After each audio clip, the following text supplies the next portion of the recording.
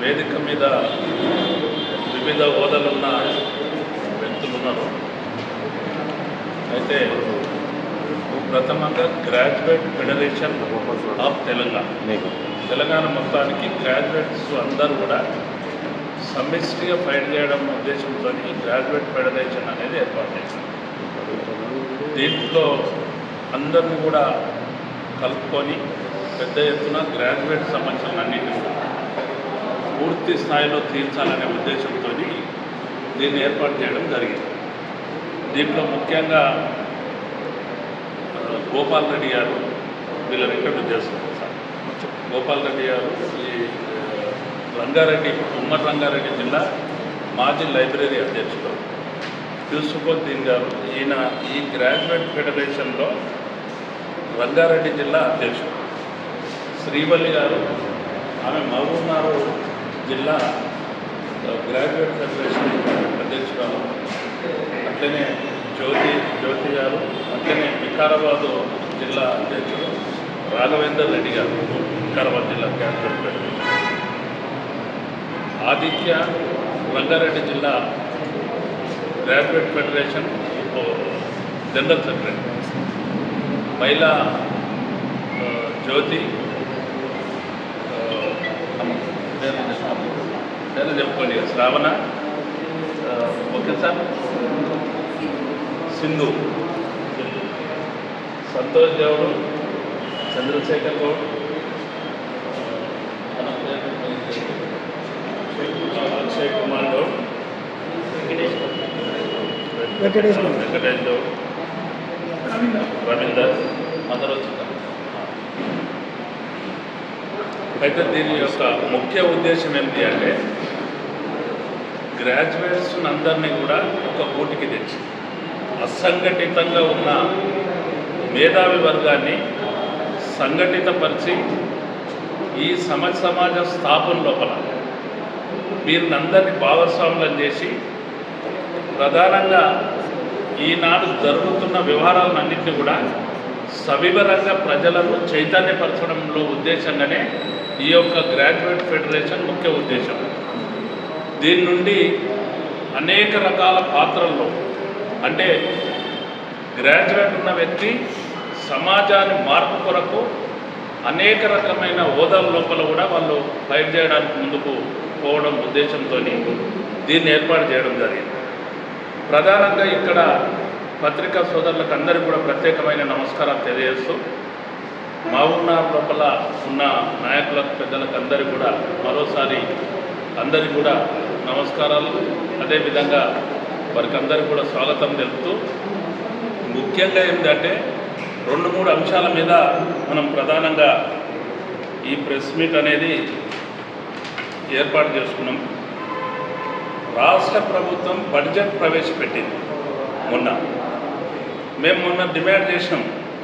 Hyderabad press club సోమాజిగూడలో ఏదైతే మేనిఫెస్టోలో పొందుపరిచిన అంశాలు ఉన్నాయో వాటికన్నిటికి కూడా అంటే ప్రధానంగా విద్య మీద పెద్ద ఎత్తున బడ్జెట్ పెడతామని.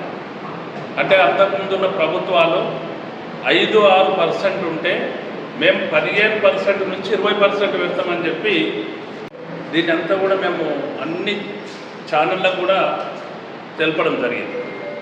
అయితే తీరా చూస్తే బడ్జెట్లో నిరుద్యోగ వృత్తి గురించి పెట్టలేదు.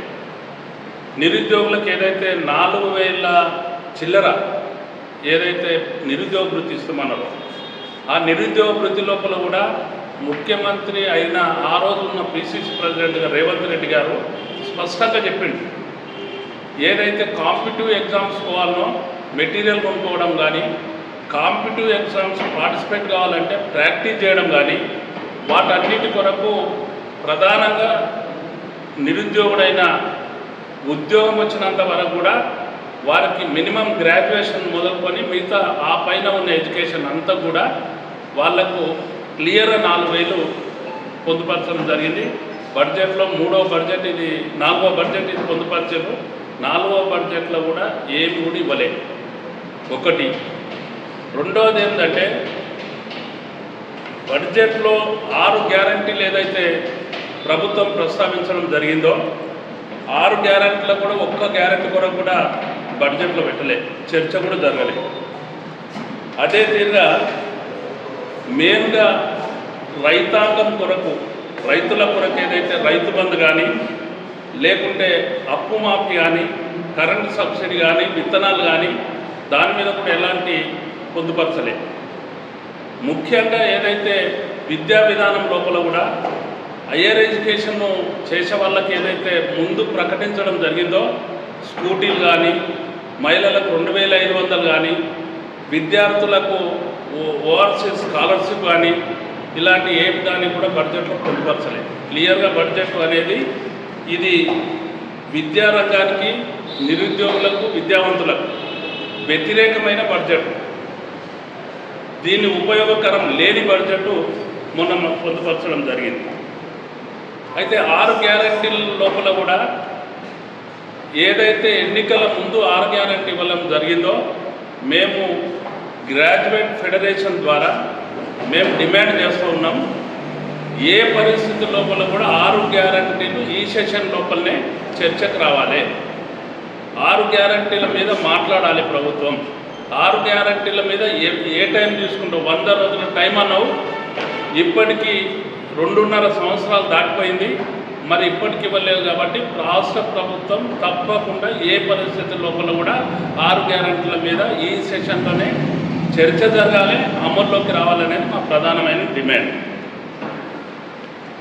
అట్లనే మనం చూస్తే ఏదైతే నిరుద్యోగ వృత్తి ఇవ్వడం లేదు, 2 లక్షల ఉద్యోగాలు ఇస్తామన్న 2 లక్షల ఉద్యోగాలు ఇచ్చిన పాపంలో ఊతలే.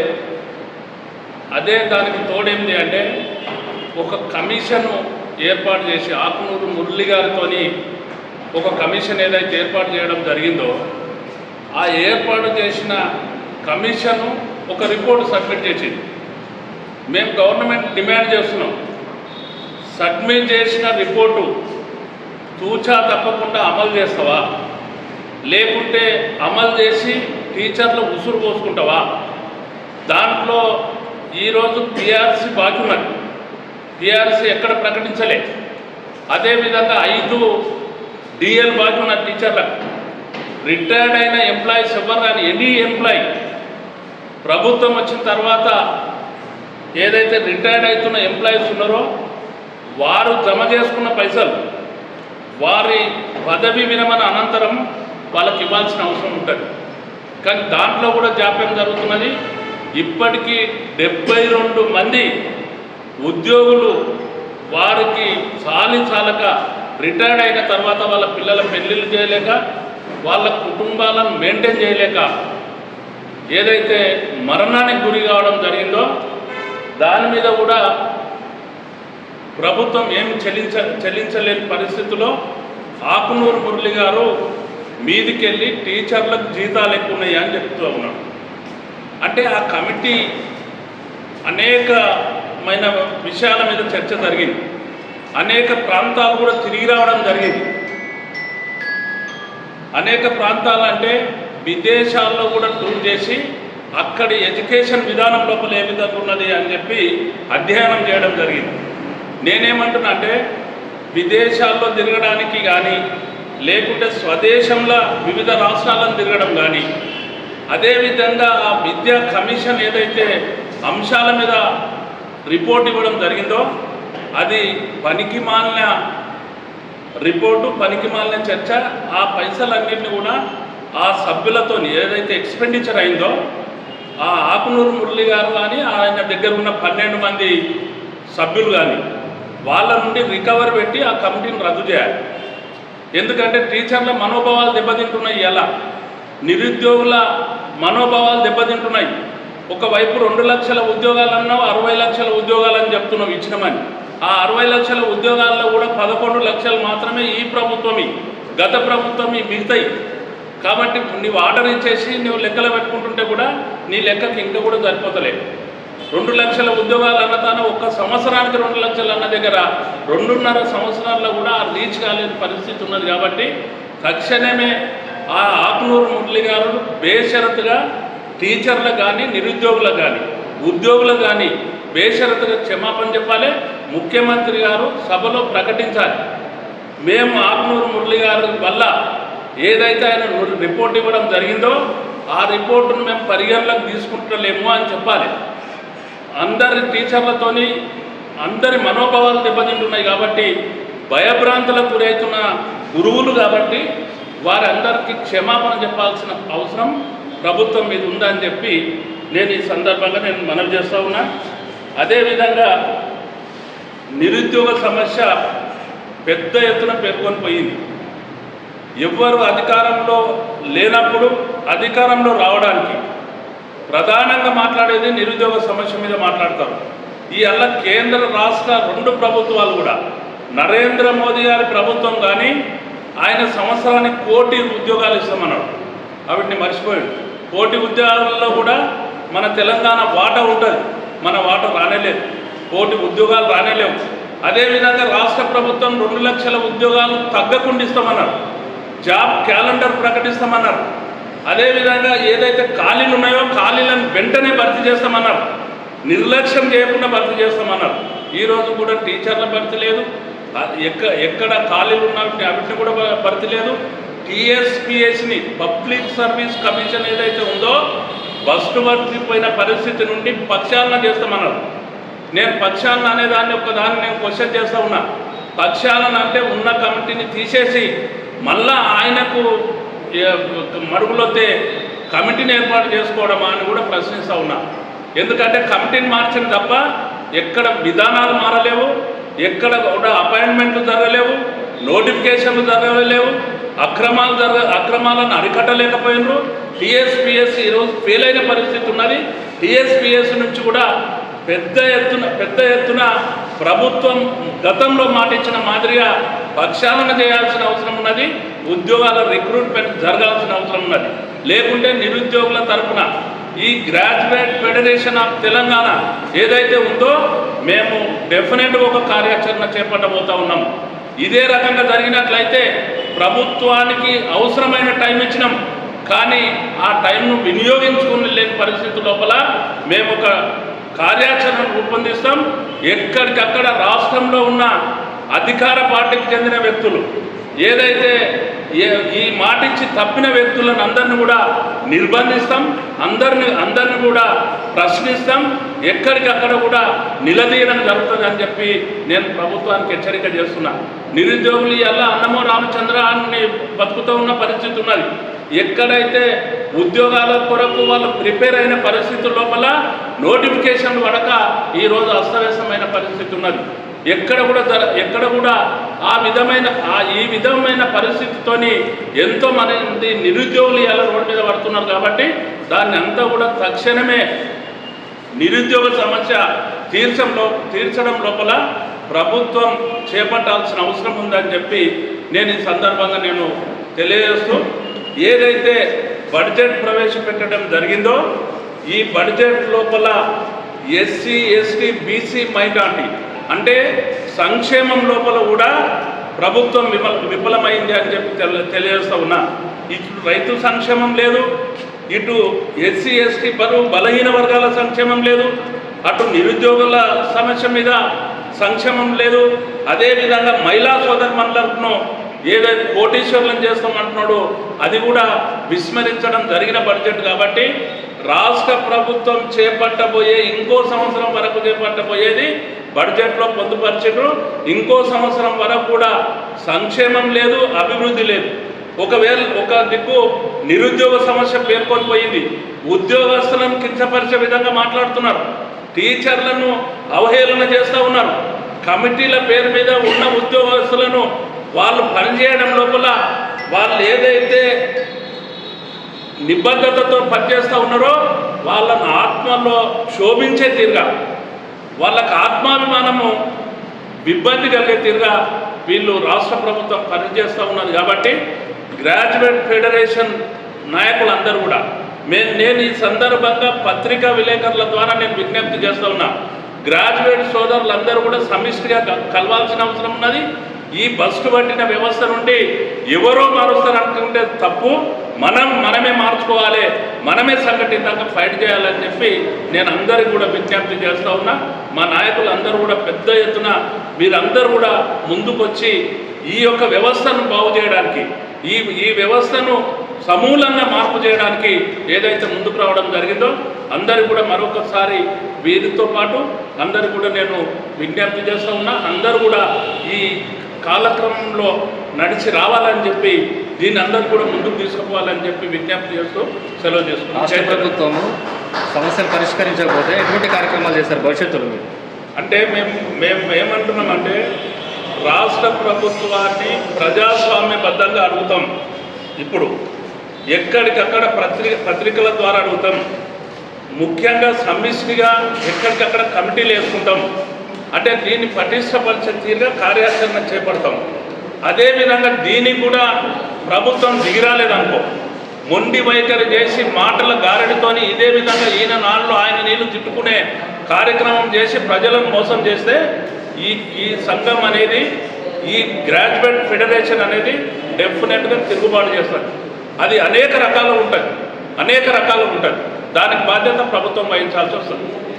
ఇప్పుడు ఆకునూరి మురళి గతంలో ఆయన వల్ల ఇప్పుడు ఉన్న ఎడ్యుకేషన్ దానికి ప్రమాదం ఏమొచ్చింది? ఇప్పుడు నేను ఒక్కటేమంటున్నా అంటే ఆకునూరు మురళి గారు ఆ ప్రభుత్వాన్ని అడిగిండ్రు, ఈ ప్రభుత్వం లోపల ఆయన చైర్మన్ అయ్యారు. అంతకుముందు ఆంధ్ర ప్రభుత్వంలో కూడా ఆయన జగన్మోహన్ రెడ్డి గారికి అడ్వైజ్ చేసి జగన్మోహన్ రెడ్డిని అక్కడ ఏట్ల కలిపాడు. నేను ఒక్కటేమంటున్నా అంటే ఇలా తెలంగాణలో ఆయన ఒక కమిషన్కు బాధ్యత వహిస్తున్నప్పుడు ఆయన పరిపాలన అనేది ఎవ్వరికి కూడా అంతరాయం ఏర్పడవద్దు, ఎవరి మనోభావాలు కూడా దెబ్బతినకూడదు. నువ్వు పెంచే సాలరీ ఎప్పుడు కూడా పిఆర్సీ ద్వారా ఎప్పటికప్పుడు శాలరీస్ను రివైజ్ చేయాలి. దాంట్లో చర్చ జరగాలి. ఈయనకేమవుతుందండి ఈయన శాలరీస్ గురించి మాట్లాడడానికి, లేకపోతే అపాయింట్మెంట్ అయ్యే టీచర్ల గురించి మాట్లాడడానికి, లేకుంటే ప్రైవేట్ వ్యవస్థకు మాట్లాడడానికి. ఎలా గవర్నమెంట్ స్కూళ్ళలో పోతే టాయిలెట్స్ లేవు, లేకుంటే చాక్ పీసులు లేవు, బోర్డులు లేవు, లేకుంటే రూములు లేవు. ఈరోజు ఎక్కడ నువ్వు ప్రైవేట్కు ధీటుగా ఏడ నడిపిస్తున్నావు? నేను రాష్ట్ర ప్రభుత్వాన్ని బరాబర్ డిమాండ్ చేస్తున్నా. ఏంటంటే ఒకవేళ నీ చేతులు ఉంది కదా ప్రభుత్వం, నువ్వు ప్రైవేట్ వ్యవస్థను రద్దు చేయి, ప్రైవేట్ వ్యవస్థను మొత్తం రద్దు చేయి. ప్రైవేట్ ఎందుకు? శ్రీ చైతన్య ఎందుకు? ఆంధ్ర ఆర్గనైజేషన్స్ మనకు అవసరమా? ఈ మెరుపులతో అందరిని మోసం చేయడం అవసరమా మన దగ్గర? అందుకని మేము డిమాండ్ చేస్తూ ఉన్నాం. ఆకునూరి మురళి గారు కూడా దాంట్లో పొందుపరిచేది ఉండే. శ్రీ చైతన్య అని ఏదైతే పక్క రాష్ట్రం నుంచి వ్యాపార దృక్పథంతో ఏదైతే ఎడ్యుకేషన్ వ్యాపారం చేసిన సంస్థలు ఉన్నాయో వాటిని రద్దు చేయండి, ఆ విధంగా తీసుకురండి. మేము ఇబ్బంది ఏంటి అంటే డెఫినెట్గా ఇబ్బంది ఉన్నాం. మీరు ఏ టీచర్నైనా కదిలియండి, వాళ్ళు పాఠం చెప్పడానికి సిద్ధంగా ఉన్నారండి. మంచి క్వాలిఫైడ్ టీచర్స్ ఉన్నారు గవర్నమెంట్లో. ఆ టీచర్స్కి ట్రైనింగ్ పెట్టండి. నువ్వు ఏ రూపంగా నువ్వు తీసుకుపోతున్నావు? అప్ టు 12th క్లాస్ వరకు తీసుకెళ్తున్నావు కదా, అప్ టు 12th క్లాస్ వరకు ఒక ట్రైనింగ్ కండక్ట్ చేయి. నువ్వు ఇంగ్లీష్ మీడియంలో బోధించే ఉపాధ్యాయులు చాలామంది ఉన్నారు, వాళ్ళకి అన్ని సదుపాయాలు కల్పించు. అది ఏది కూడా లేకుండా, ఒక శిక్షణ లేకుండా వాళ్ళని విమర్శించడం అనేది మేము తప్పు పడతాం. కానీ శ్రీ చైతన్య నారాయణలో చాలామంది విద్యార్థులు ఆత్మహత్యలకు గురవుతున్నా కానీ, ఎన్నో సంఘాలు దాన్ని విమర్శిస్తున్నా కానీ, దానికి అగైనెస్ట్గా పోట్లాడుతున్నా కానీ రాష్ట్ర ప్రభుత్వం మాత్రం వాళ్ళనే సమర్థిస్తుంది. వాళ్ళపైన కూడా ఎక్కడ యాక్షన్ కూడా తీసుకోవడం లేదు. అందుకే మేము డిమాండ్ చేస్తున్నది ఏంటంటే, మీ ద్వారా మేము డిమాండ్ చేస్తున్నాం, ఏదైతే విద్యార్థుల మీద స్ట్రెస్, ఏదైతే వాళ్ళ మీద ఒత్తిడి తెచ్చి వాళ్ళతో రిజల్ట్స్ గుంజాలని చూస్తున్నారో, లేకుంటే చాలని అన్నం పెట్టడం లోపల, వాళ్ళకి అకామిడేషన్ ఇవ్వడం లోపల, వాళ్ళ తల్లిదండ్రుల దగ్గరికి వెళ్ళి మొత్తం పిండి ఏదైతే వాళ్ళతో ఫీజులు వసూలు చేస్తున్నారో దాన్ని రాష్ట్ర ప్రభుత్వం బాధ్యత వహించాలి. రాష్ట్ర ప్రభుత్వం ఖచ్చితంగా దాన్ని నియంత్రించాలి, అరికట్టాలి. అది వాళ్ళ బాధ్యత. ఒకవేళ అది అరికట్టలేని పక్షంలో ఇదే జరిగితే మా సంస్థ ఏర్పడ్డదే అందుకొరకే ఏర్పడ్డది. తప్పకుండా మేము వెళ్తాం, తప్పకుండా నిలదీస్తాం. తెలంగాణ రాష్ట్రంలో నిరుద్యోగులు ఎక్కువ మంది ఉన్నారు కదా, జాబ్ నోటిఫికేషన్స్ లేవు. మీ యొక్క సంఘం యొక్క ఉద్దేశం ఏంటి? జాబ్ క్యాలెండర్స్ లేవు, నిరుద్యోగ భృతి లేదు, నోటిఫికేషన్స్ లేవు, ఖాళీ ఉన్న ఏదైతే పోస్టులు ఉన్నాయో వాటిని అపాయింట్మెంట్ లేదు. మళ్ళీ పైనుంచి చేస్తున్నది ఏంటి అంటే, ఈ 60,000 ఉద్యోగాలు ఇచ్చినాం, 70,000 ఉద్యోగాలు ఇచ్చినాం. ఏం నీ అయ్య జాగిరా ఎక్కడికి వెళ్ళి తెచ్చేస్తున్నావు ఉద్యోగాలు? కాలున్న ఉద్యోగాలను తక్షణమే భర్తీ చేయాలంటున్నాం. క్యాలెండర్ వెంబడే ప్రకటించమంటున్నాం. ఎవరి ఇంట్లోకెళ్ళి ఇస్తున్నది కాదు కదా. క్యాలెండర్ ప్రకటించిన క్యాలెండర్ తూతు మంత్రాన్ని ప్రకటించారు, దాన్ని అమల్లోకి తీసుకురమ్మంటున్నాము. అవన్నీ జరగనప్పుడు మేము డెఫినెట్గా మేము ఉద్యమిస్తాం.